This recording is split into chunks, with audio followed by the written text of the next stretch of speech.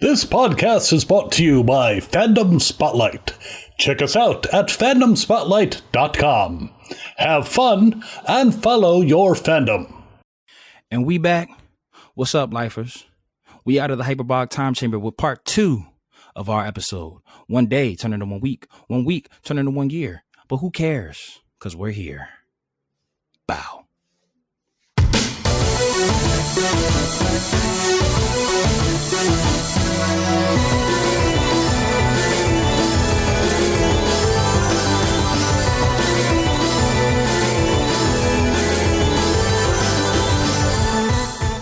Podcast, the coolest, to kind of go with what you're saying, the coolest podcast I'd ever been on was I was working at Call of Duty. I was working at like a Call of Duty event, and then iHeartRadio was there, and they're like, we're looking, this is what they do, right? Like they have their platform, whatever, their daily. You just need to be in a place where you're like, hey, you're a cool podcast, and people are like, yes. So that's what happened to me with iHeart, and as long as you guys are doing that, you're going to continue to get cool guests over and over. They had me, no idea who my host would be, no idea who I was talking to. I was like, oh, iHeartRadio, let's go. It was Amon Green, the retired Green Bay Packers QB, and he loves Marvel and DC. We hit it off so well. All we did was talk about Marvel, DC. It was probably the funnest podcast I'd ever been on, and now we're really good friends. That's awesome. We do stuff together all the time, and I can see you guys doing that too, right? Like you're gonna find just like a lot of amazing people, and then as long as you have someone out there going to those events and pulling in all these cool people, it's gonna keep getting better for you. So with this energy, I know I can feel like you're gonna go great places. I appreciate that. Well, we appreciate that very much, because it got to a point where me and Trav, because we're both like really big perfectionists, but like in different ways, and it got to a point where we had to like sit down and look at each other and was like, yo, let's stop having meetings about meetings. Let's just do it. Yo, we were just it was my project manager kicking in of like, all right, we need to have outline for it, and then we're like, let's just create the content. Like, yeah, and that's because like, regardless, I was always gonna have some sort of structure. So like, exactly. and Matt's like, that was like the one time where it came to where Matt had to like reel me in because I was trying to plan too much, and that's what I really appreciate, just the balance we have, because I can be my own worst enemy when it comes to that stuff sometimes. No, absolutely. Yes, Nike. Exactly. And you're right. You're right. Like I know two people who are amazing talent and radio talk show hosts, and like that was their main job. And then when they were done with that, they would go home and they would go to their podcast and be like, hey, let's talk about this thing that happened today. Or let's talk about the movies that bombed, so if you really care about it, you'll just keep doing it, like don't stop, just do it, No, and that's crazy, because that's literally kind of like how me and Trav keep each other going. Like we have the content, we have the chemistry, like we feel like we have the talent. Now it's just about keep putting it out there, so that way when someone is ready to take a bet on us, like we have like the catalog to be like, hey, this isn't a flash in the pan, like we do this in real life. Like this is like where we're at with it. So, but I'm excited. This is great. You're just inspiring me in ways that I didn't know I needed to be inspired. Keep going. We're fighting dreamers. Look at us. And the one thing I want to say too is that you outlining all the different avenues that people can go within, not just in the gaming industry, but also in content creation. I gotta say, I'm happy to hear, because this means that people now can know that they don't need to try to rap and just they can go out. There was a point in time where I felt like everyone wanted to rap, so it was like, but there's a lot more creative endeavors that we can all go to. 1000%. But yeah, I mean, like I've tried it all, right? And now I've finally fallen into a niche. Like I have an ADD personality. Like I said, I'll do it all times. But from like 9 to 6, I do have a job now. I found a lane, and I focus on that lane, right? So eventually you'll find a lane to podcasting is a lane. It's a straight up lane. So if you enjoy it, that's our goal. Cause literally like what you were saying, especially now post COVID, like streaming or podcasting, it has become like super duper oversaturated. So it's like you said, finding a niche, which is like, yeah, I do things that other people do, but do they do it like me?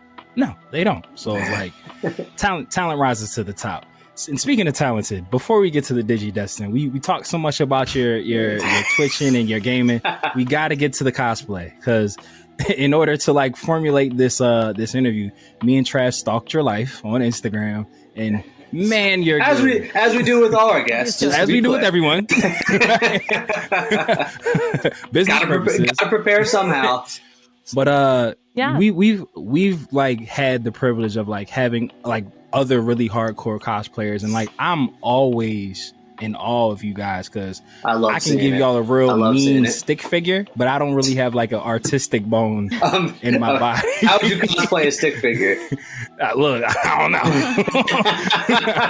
Just take a Sharpie and just draw. I would buy like an all white bodysuit and just like draw the stick figure. No shade. Draw a stick that's figure. a Twister board cosplay right there. Look. If I see that at Comic-Con, y'all stole it from me. I want my props. But I want to kind of just like dive into your cosplaying, because you go hard in the paint, like, to the point where you like, for those who will see the visual, like correct me if I'm wrong, but you made the Keyblade and the Buster Blade that are behind you, correct? Yeah, so the Ultimate Keyblade, and then this one was a speed build. I'm backwards on this other channel, but there's my Great Sword, which is from New World. So I really get into games, right? Like I enjoy them. I love bringing them to life. I love seeing people's faces when I bring them to life, right? Like when you saw my wall, I saw both of your eyes, yes. And it was amazing. It was like, I live for that. And I enjoy doing that stuff. So when I was much younger and had a lot of time and energy, and I wasn't, working full time, but I'm blessed by my job, by the way. I love it. Like when I say full time, I wish I could say something else these days. But when I was younger, I had way more time, and I'd really get into the game, like Overwatch, for example, or World of Warcraft. And my favorite thing is it's like a superpower. You can bring it to life, or you can even wear it. And then the coolest moment ever is seeing a fan of that game and just watching their eyes just glow, and then just like their instant happiness. And so, you know how you guys asked me the question earlier, like, what was your route to success as a streamer? It was the networking. And if you're not good at networking, how do you get into it? You gotta either like, make a team where you guys are like super strong together, or you could do what I did and cosplay characters of the video game that people really enjoyed, because that's a huge icebreaker. Yeah. Instantly you relate to something. Instantly, like you found your people, you found your tribe, because if you're cosplaying Overwatch, then they'll walk up to you and be like, love that character because, and you can say, I love that character too. Like, what do you play on? Like, where do you live? Like, it creates just so many ways to communicate with people. And that's where a lot of my community came from. I have a lot of cosplayers. In Atlanta, when I first moved here, I had taken a leap of faith, trusted my family when I moved here at the time, and knew nobody. And so I was like, what do I enjoy doing on my own? I love cosplaying. So that's, and then I went to a photo shoot and I met some Alana Rain cosplayers there. I was like, is that Alana Rain on your diva suit? And she's like, yes. And I'm like, best friends? And they're like, best friends. Come to the first Overwatch party. And that's where it started. That's where it all started. So I enjoy cosplay, but I've had different chapters of it. I've had I make this cosplay because I really enjoy it and I like my alone time. I've made this cosplay because like I want to cosplay with friends. And then I've just made this cosplay because I want things larger than life. So, there's different roads to it. What's the longest that you ever spent like building a prop? Props. So usually I can actually make props really fast. Oh, okay. It's the armor that she said this shit light. So like, yeah. she said that Keyblade back there 10 minutes. Do you take requests? Because I'm about to ask you to make future Trunks a sword with me. Right. So usually I'll spend a weekend on a prop. Like I'll just sit down, buckle down, and spend a weekend. That one there, the Great Sword, the one on the wall, like it's kind of lopsided. That was a 8-hour build. And that's because I was hired by DreamHack to do a speed build at a event, and I wanted to make sure I could do it in one day. So, you set up your steps and be like, hey, can I do that? But the swords I take a lot of time on, they can take a weekend, like a full weekend, like 72 hours. I love like going through like your page and everything. I love that not only are like your cosplay like so great, but they're super duper authentic to like the source material. Like it's like a replica, because you know some people like to put like their artist discretion to things and like make it like, oh, this is my version of that. There's one thing you never want to do, and that's upset gamers. I was terrified of the idea of walking into a convention and being told it was wrong. So that would be my fear. I played the game. I would play games to make sure that I was I would be able to look at the thing. Now that I'm older and wiser, I would actually just message a dev or like the publisher and be like, hey, do you have any source material? Do you have any like resources? And sometimes they do. Sometimes they'll send it to you. Really like the great sword on the wall there. The community content manager sent it to me because I was like, I would like to build that sword. Can you find it for me? He's like, sure. A few days later, sent me the picture of the sword. So like. Do you have like a favorite one that you ever did? Like, all right, this is hands down. I'm sure like they're all your babies, and like, who has a favorite child? They are. Do you, gun to your head. I'm like, do I take them off the wall? I mean, like, I make them because they're my favorite. So I've made a few where I've had to give them away. So keyblades, like the Oblivion keyblade, for example. Like I wanted to keep it. I did not want to give that away, but that was something. I really like Final Fantasy, so that's why I picked the Ultimate Keyblade. Because it was like a mash between Final Fantasy and Kingdom Hearts, and I love them both. But I would definitely say the very first. I don't have it with me. You guys are familiar with The Witcher and that series. So that was the first cosplay I ever tackled. It was a self project. Wasn't doing it to impress anybody. I just needed something to do with my hands. So I started making leather bags and just like leather stitching. I learned how to saddle stitch, like how people like learn how to knit. And this is not the prettiest prop I ever made, but the experience of building it was my favorite because I really wanted to make Ciri's sword, which is Zerial, which means swallow, because she's a little bird. And so I was like, hey, big brother, your player 2 wants to know if you want to help her build a sword. And so, he and I went into my dad's backyard. We got out the woodworking machines and then like, he helped me in the whole process. And now I have like this life-size wooden cereal sword, and I should re-tackle it just like to fix it and like the TygarLily 2023 oomph to it. But it was just the process of getting my brother to build it with me. That's dope. And I think that's why it's my favorite. That's amazing. And then if you want to talk about it, but it's kind of leading into all the great things that you do here. We're just going to keep beating that drum. This woman does it all. With your partnership with G Fuel, did that come through cosplaying or gaming or both? So G Fuel, that one's funny. So it started off with Respawn. It started off with Respawn. Mine is blank. Mine's Noble Chair. Have you seen the chat Respawn? I'm just gonna be doing like different advertising. I'm gonna hold one prop. I should be showing different products until someone gets us. Like right now I'm drinking Stella, so I'm gonna show this off. Basically purified water. I feel like if I'm gonna talk, I got a Yeti. Somebody, come get us. So it all started with the community stuff with Overwatch. So, I started cosplaying at Overwatch. I was like a party host. I would like bring in people. Like the company loved me. They were all super sweet. I sat in one of their chairs and they said, TygarLily, do you want to get partnered with Respawn? I'm like, I don't care. Sure. My favorite gamers use that chair. I don't care. Right? Sure. Fine by me. Just being the natural person that I am. And then, how that? Oh, by the way, this is signed by the entire Overwatch Reign team. They're fire. Awesome. That's why that one's on the wall. But so it starts with this, and the secret of it was the same person that managed this also was a manager for G Fuel, and he was like, "Hey, Lily, I'm over here too. Come do what you do with us, awesome. Right?" So now, like I try my best to bring in cosplay stuff, and like by the way, the both of you have 2 of your very own on the way. They should be there when the next patch comes out. So you'll be getting strawberry lychee, the Kamehameha flavor. Unless I am pumped. But so like when you're doing your thing, this is what people get mixed up. You don't go out to get sponsored. When you're doing your thing, then you get sponsored. That was the moral. let me story. write that down. Like I was telling you the story of cosplay and how much I loved it, and I loved Overwatch and stuff, and naturally everything else follows. That's awesome. You're just look at you, look at us. She does it all. She does it all. That was the last decade. The new decade is a little different. So I hear you. Matt, before I know I keep pushing you away from. No, it's fine. Because I know when we get there, we're gonna get there. But we're dead. It's because we're Dizzy destined. We're Dizzy destined to get there. I did just want to, because you were talking about it, and which once again walked into another question. But you talked about your brother helping you build.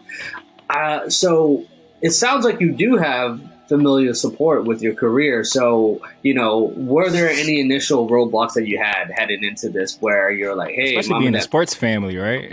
Right. Like, so was there some sort of convincing, or like, was it until you were finally like, oh, this is what, here's evidence of, hey, here's my job, here's my application, like, here's my occupation. Yeah. Like, here are my W-2s that I'm filling out. Like, yeah, no, I think, like I had said, I was like a closet gamer for the longest time. No one really knew.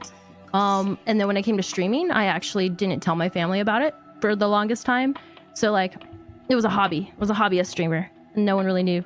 And luckily, like, my family understood what gaming was, but streaming is different. Like, she kind of had like a bad reputation to it for a while. So it was like, you didn't really want to tell people unless they knew about it.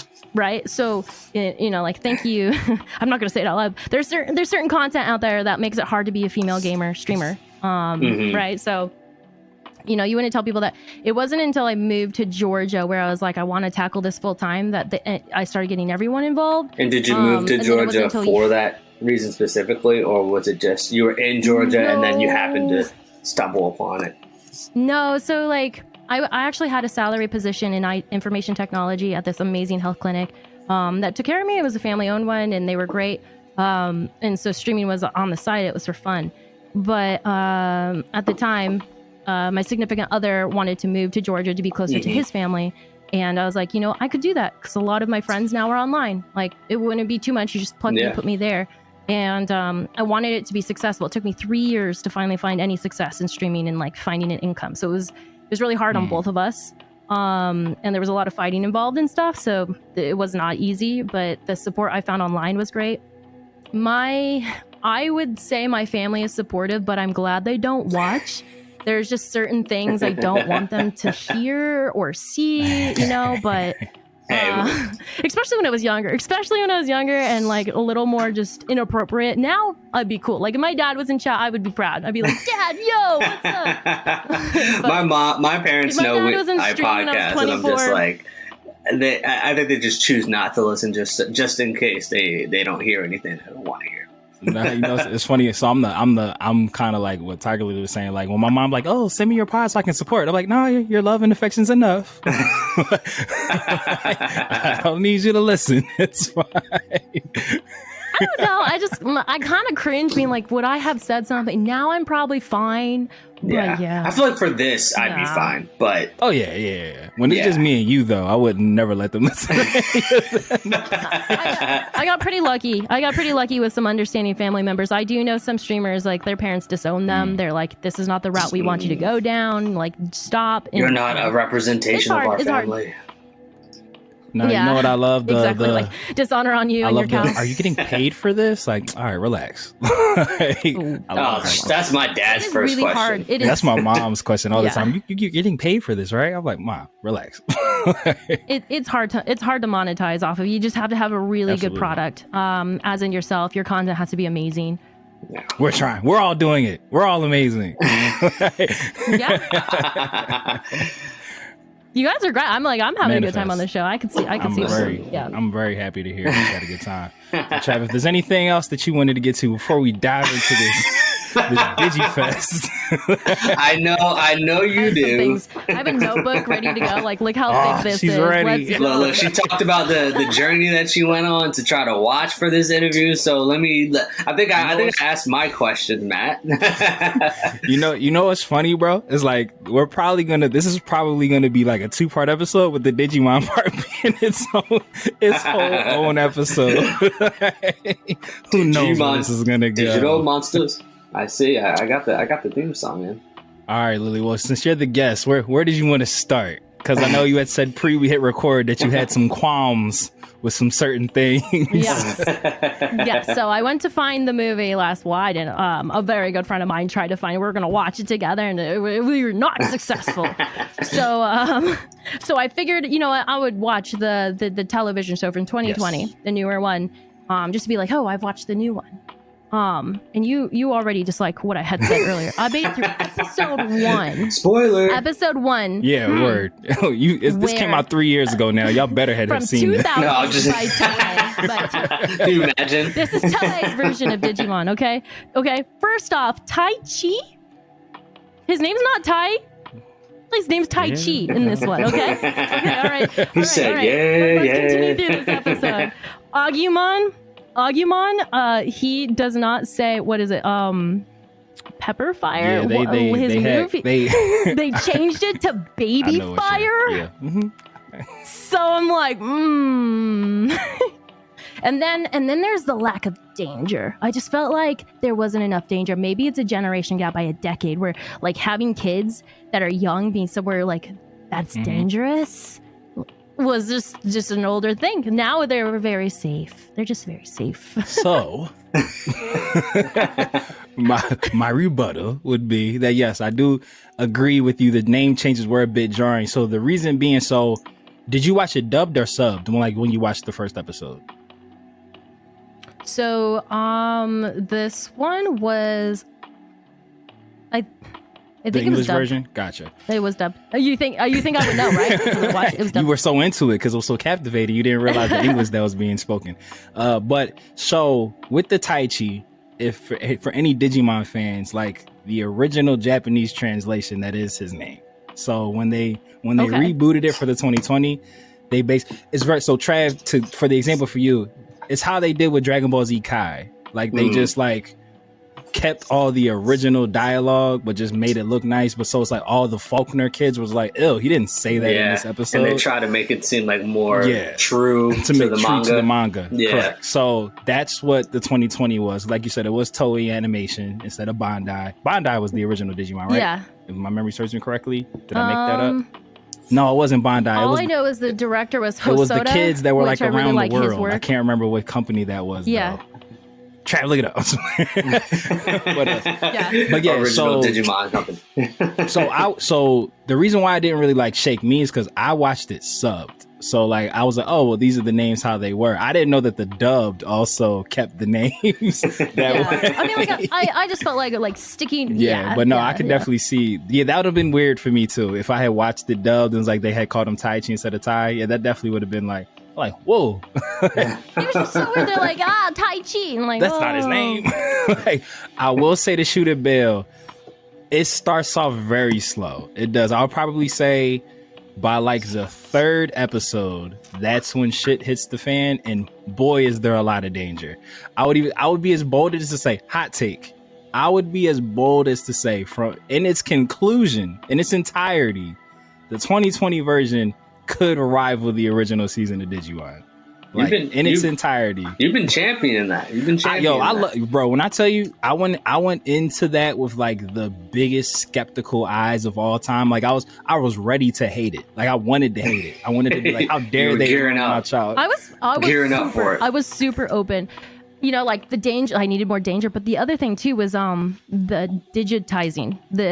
I wanted the music. Yeah. I mean, like it got really repetitive in 1999. Oh no, I loved the Digimon score, but I'm with you.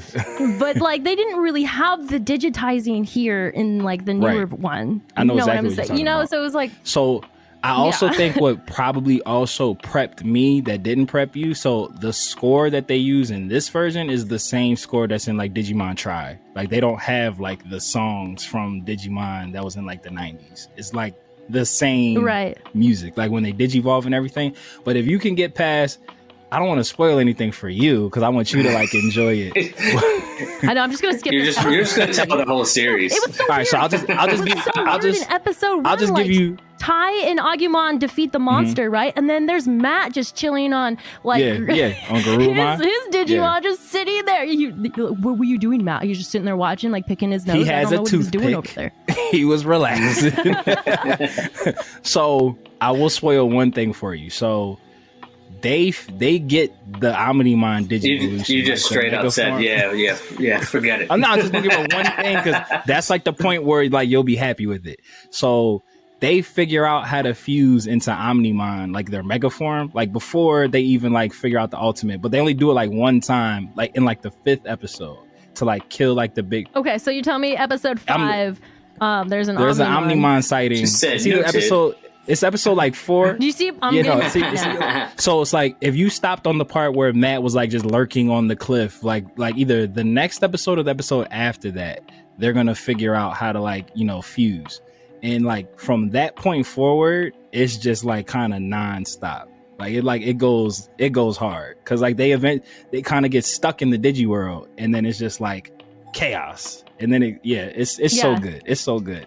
That's good to know because I tried the episode, went back, started watching, and then I was like, okay, watched episode 1 of the 1990 Hosada one. So then good. I went and like it still holds up. I mean, it's good. It's nostalgic. It rocks. It rules. But I didn't want to sit there and watch the build up to everything, so I skipped to the episode where Kairi is announced as the great episode. Digidestin. Yes. When Wizardmon sacrifices himself. Yes, so that great episode. So I'm like, oh, this is some good stuff. Ty's like, you messed with the wrong sister. Like. It was a great episode. So like I might just do that and skip ahead to see the Omnimon. I want to see the I would good probably stuff. say from that fight on, it's like all just balls to the wall, for lack of a better phrase. And I think it's like 60 episodes. Like, so it wasn't even like kind of like a short run. It was like a whole thing. And it ends on like a, hey, we could come back for more if you feel like it. But the thing that I would say that I like the best about this incarnation is that each Digimon, because they had like Champion, Ultimate, Mega, and then they got into like DNA Digivolving in season 2 and whatnot. But like each Digimon in this version has like multiple Digivolutions, and a lot of them are like existing Digimon, and it like makes a lot of sense. Like it's like, oh shit, I know him. That makes sense that would be a Digivolution of Gabumon. So it's like it's really dope. Like it's like really, really dope. I think you're gonna like it. But as a fellow Digidestin, I know like kids of the 90s usually had a choice. You either went Pokemon or Digimon. And I know I went Digimon, and it seems like you went Digimon. What led you to the Digidestin path versus the Pokemon trainer path? The Digidestin. Well, I think you're assuming too much I am. here. I'm just, you're on my side. I don't care. Just hold on one second. It all started with Tamagotchi because I had a pet. Ooh, I was going to ask you if you had a Tamagotchi. But then, it was actually Pokemon Yellow I started on. And I was blue. I was babysat by the television after school. So, So Digimon was like a morning thing. Like, you would wake up and hear digital monsters. Digimon, digital monsters. But then I would get home from school and it would be Pokemon. So like I had Digimon on the weekends, but Pokemon I would watch Monday through Friday right after school, 3:30 before soccer practice. Yep. Exactly. So on WB. It was right before Shaolin Showdown. I don't think I would have been appealed to Digimon if I didn't start off on Pokemon first. I actually have this could be a whole nother podcast if you want to just the bittersweet ending of Ash. Like I'm feeling that really hard at the prime age. No, I just had a conversation with a friend of mine about it. I was like, Ash is finally retiring. He's finally all grown up at the prime age of 25. He aged so well. He's still 14. He looks great. No, I think it was the idea of having a companion. Digimon though, the appeal to it is the Digimon could communicate. Yeah, with, that was big. So like that was just something between the two. Like we had Meowth and Pokemon and stuff, but like and then Mewtwo. like we had a couple of them that could talk. an animal that can communicate with you and take care of you, or a Digimon, that was really cool. No, so I was the same way. So I started on red version. I remember it might have been, I don't remember what birthday it was. It might have been 6th or 7th birthday, but my mom got me a Game Boy Pocket. It was Pokemon red version.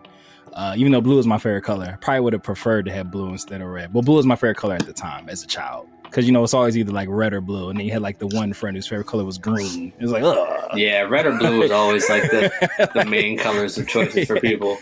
But I couldn't touch them. Player 2, I got yellow. That was when Pikachu would follow you around. No, it was. Cool. Pokemon Yellow was ahead of its time. Like that was definitely that game was ahead of its time for sure. But I also too was first introduced with Pokemon, just like you watched it. I watched it when it was on in the mornings as well, but I know it switched to the afternoons after school. So same trajectory. But then I remember, like when Digimon started, it wasn't the talking that got me. It was the fact that they could transform whenever they wanted. I was like, I don't have to like grind to get him to evolve. He can just do it.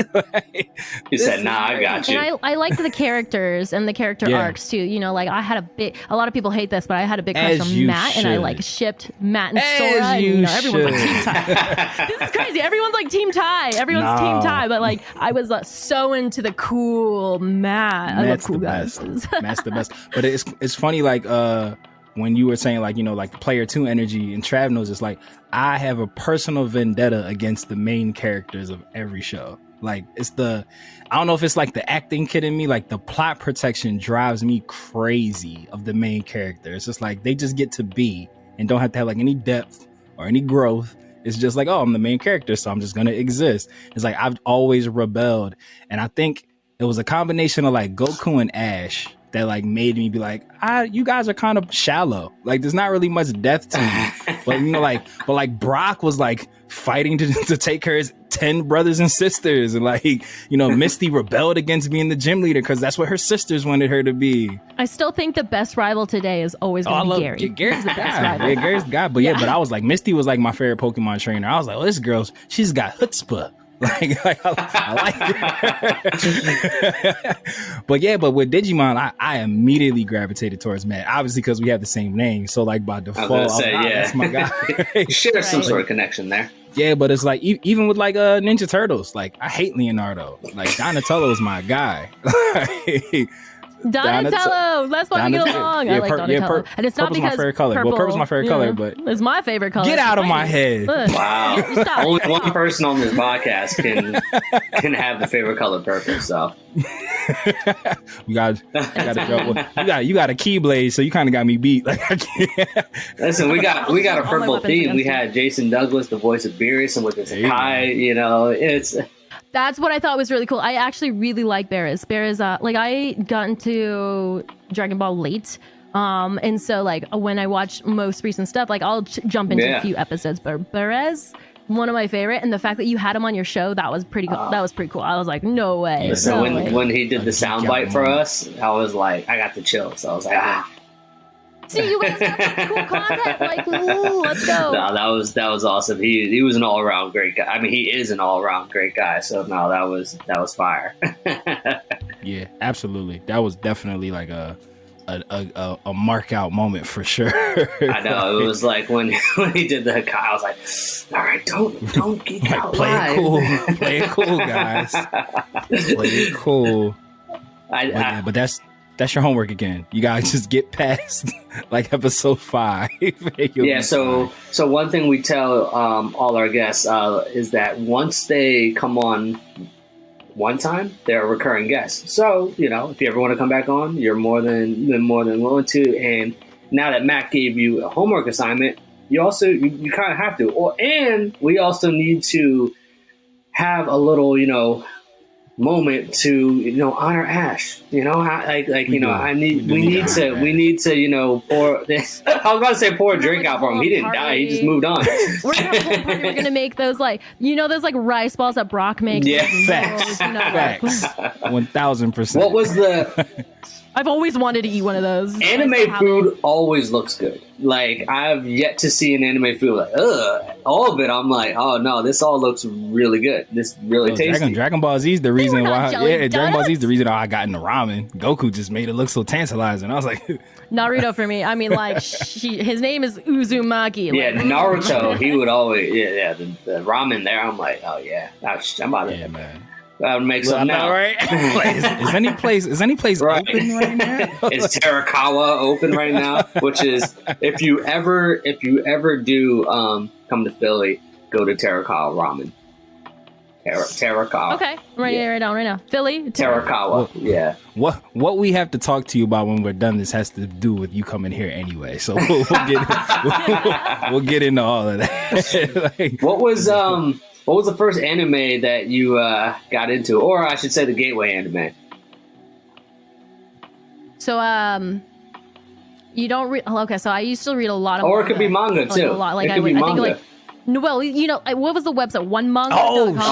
wow! And you That just was had a like deep a library of it. Wow, that took me You had a back. library of it, and wow. and I was like, this is really cool. Like, you know, I would be in Algebra 1, just like on like a little Damn. tablet or on my really like my Windows 95 computer. And then I was like, wait, there's moving pictures of this? Like, This comes to anime life. exists? What? And so Nani? Nani? right, so but my gateway anime was so I didn't have cable growing up. My parents were like, we were not paying for that. And so I was like, I had horses and stuff. Like, I was the kid with the farm, and then my other friend that I had, she was the kid with Lil Nas X. technology.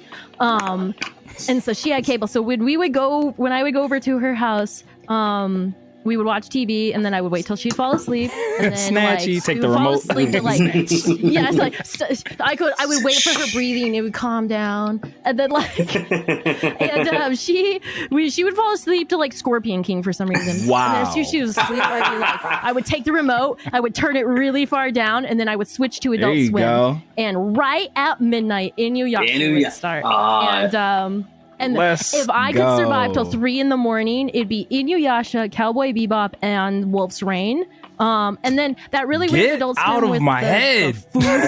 The food. Man, Allie is Yeah, so- into Inuyasha now. My girlfriend got into Inuyasha, and to the point where she watches it on her own now. I'm like, okay. Did you do? I'm gonna butcher the name so people don't kill me. Did you watch Princess Yashashime, like the one that's about their kids? No, I have not. It's on Crunchyroll, and it's a direct sequel to Inuyasha, and it's like about Hey, Matt, real quick. I think Allie What's is. up, I think Allie is Like, watching type this, this and out she real hasn't fast. finished Inuyasha yet. So don't say. Oh, she skipped. She just skipped. She just skipped that. No. She hasn't finished Inuyasha. Oh, I'm yet, not gonna say anything crazy. I I'm was not gonna gonna say anything say. crazy. But it's about their children, but it's not like a spin-off. It's like it's a direct sequel. Like all Got the it. OG characters are in it, and That's they're what's like up. present. How come I didn't know this? Yeah, no, I think I existed? found it by accident. Like, it wasn't one of those things where it's just like I knew it was coming out. It's just so in my spare time a lot pre the merger, I would just kind of like just scroll through Funimation and just like look for stuff to watch, which is crazy because I loved Wolf's Rain and I literally just started watching it again like a week ago. It's such a good like show. it was really good. And like, if no one has seen it, they don't know how it ends and stuff. So you and I have bonded in a traumatic way no one else knows about. You know what I'm People saying? watching this haven't watched Wolf's Rains at this point, like, where have you been? Like, you're excused unless you're a younger person. But if you're of our age, if you're in your 30s and you haven't watched Wolf's Rain, shame. I know your name. But And it's not even that long. Like, it's like yeah, what, it's not 12 long at all. episodes or something. But that's so crazy because it's like my memories of Wolf's Rain were like as like a teenager, like watching it like because it was just on, and, and that was one of the ones that was like later at night. So it's like watching it back like as an adult, it's like this show's really good, like really, really, really good. Isn't it weird when you go back and try to watch something that you used to enjoy and be like, oh, that story is like Inuyasha's is a little toxic. 1000% Season is 1 toxic. with Kagome and Inuyasha. But I'm glad they have kids in the future. Good to know. But then like Wolf's Rain actually has such a good storyline, and it's just so thoughtful. And when you finish the show, you just got to sit there and be like, whoa, like it's just one of those animes. even today, like when you rewatch it, I still think it's so you know awesome. Inuyasha got broken into like two parts. It's like Inuyasha and then Inuyasha Final Act, where they finally like finished it out. I would say pre like the repetition, Naraku is like top 10 bad guys of all time. Like the puppet. Dude, he's like the king of puppet bad guys. So he has like a little army of bad like guys, the you know? puppet stringing he did to like make things happen. I was just like, he doesn't get his flowers as being a piece of shit. He's up Getting there. your flowers for a piece of shit is wild. You're an alpha individual. Let's acknowledge that. How do you grow flowers? Fertilizer.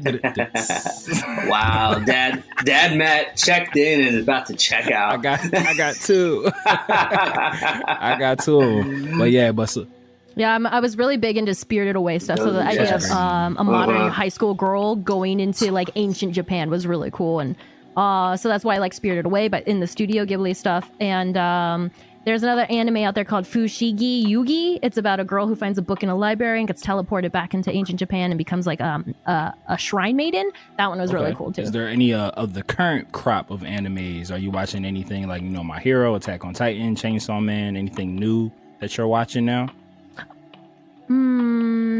I have a list of things I'm supposed to watch too. But I started Spy Family. I got that's on my list too. Spy Family. It's on my list too. Chainsaw Man. Yeah, so Spy Family is really wholesome, really fun, really quirky, really funny. It like the best way for me to like compare it to is like if you liked like the House Husband anime. Spy Family kind of has those same vibes, but then I started watching Chainsaw Man, and I was like, this is metal. This is so metal right now. I'm so sick that it was only 10 episodes for the first season. Like I was devastated. I was like, I need more. But yeah, Spy Family's really good. Well, I want to offer a recommendation for you guys. So it's like, it's a shoot because, you know, Netflix kind of got in the anime bag and they actually kind of been doing pretty good with some of their stuff. There's it's a feel good anime. It's called Kotaro Lives Alone. It's on Netflix. Prepared. You've seen that it? One. Yeah. Is it? No, I mean, I haven't watched it, but I've seen it on the Netflix, right? Like it's there. It's cute. It's like a little boy. Yes. When I tell you, like, it had me in my feels. like it's like really on some like, it has like a really positive message about like family and like, you know, like your tribe, like your village. That's kind of like what the concept of the show is. And like each episode, like just it's really good. Just have the Kleenex ready. That's all. You know, just have it ready. Have the waterworks. Tissue. Yeah, it'll get to you. It'll get to you. That's awesome. Well, I haven't seen it yet, so now that it's been recommended, it'll end up at the top of the list. All right, TygarLily. So before we wrap this out, and then we'll let the people know where they can find you, and you can let us know what you got coming up. Favorite Digimon? It was so intense. My favorite one is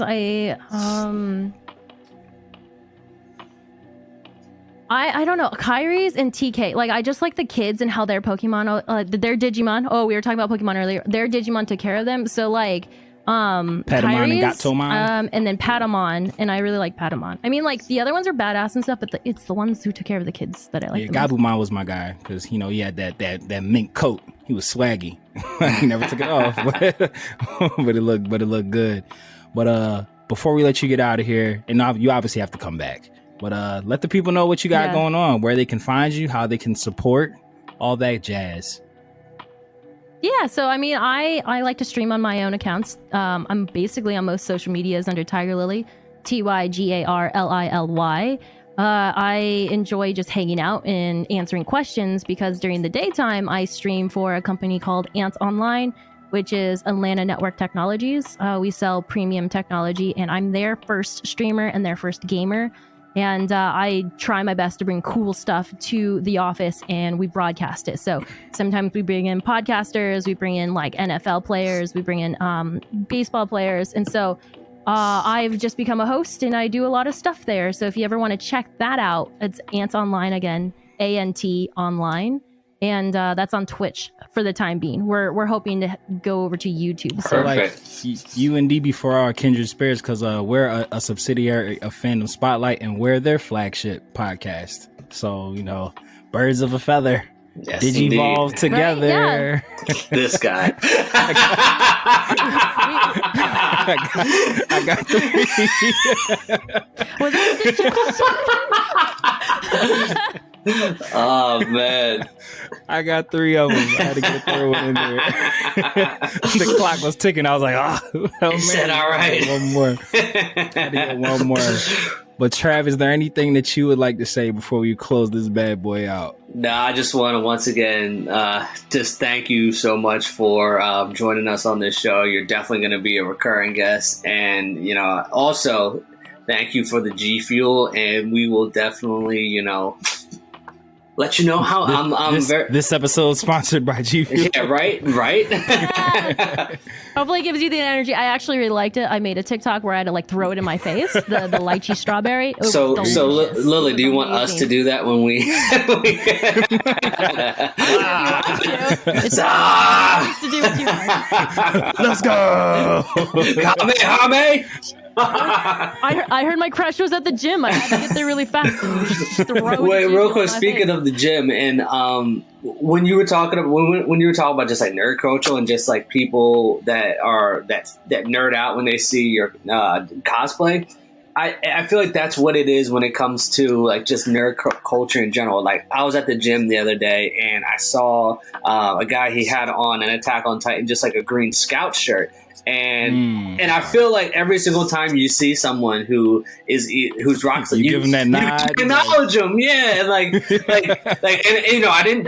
we didn't disturb each other's work. We made eye contact, and I just go like this because that's what this is. Yeah, and then he just had a big ass smile on his face and was just like, you ain't hit him with the salute, bro. You ain't hit him with the Scout salute.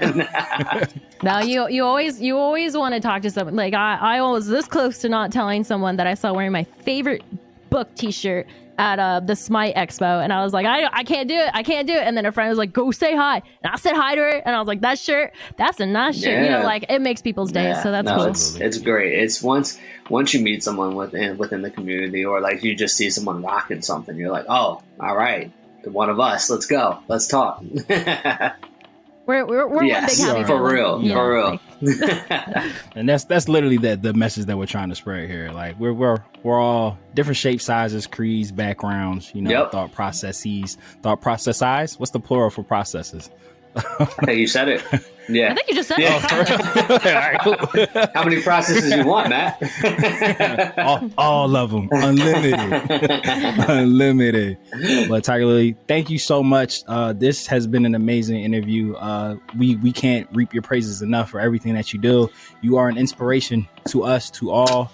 And keep doing what you're doing, because whether you know it or not, people like us, we're looking to you now especially because we know how dope.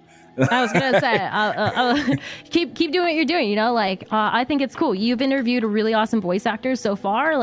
I felt really special on the show. I think what you have is great. I love your energy. It was a lot of fun, and good luck with your future stuff. And I would like to know more. Just keep me in the loop. It'd be awesome. We're about to talk as soon as this ends. but life as that has been another amazing Dragoncall interview here at DB4L. You know who we are. Bro G to the Prince of All Saints, Mr. Matthew Porter, aka Matty Ice, here with my counterparts, the Oob to my Majin Buu, my Den, Day One, going from the lookout to the cookout, Mr. Troto Trav himself. And like we always say here at DB4L, whether you watch it or you read it, we all need it. So follow your fandom right back here, and we will see you next time on Dragon Ball For Life.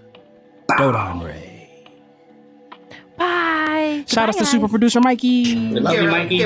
And shout out to Yali. Bow. Yeah.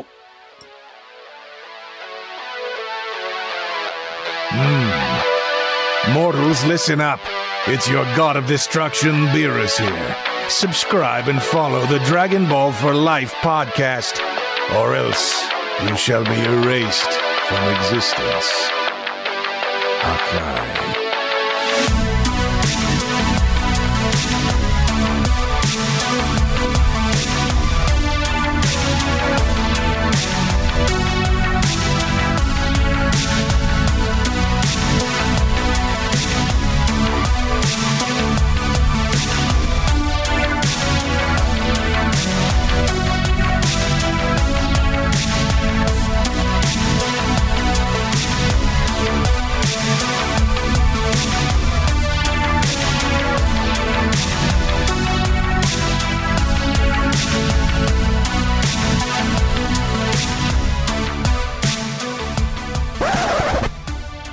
Hold up. Time out. Frieza. It took Namek 86 episodes to blow up, and what was supposed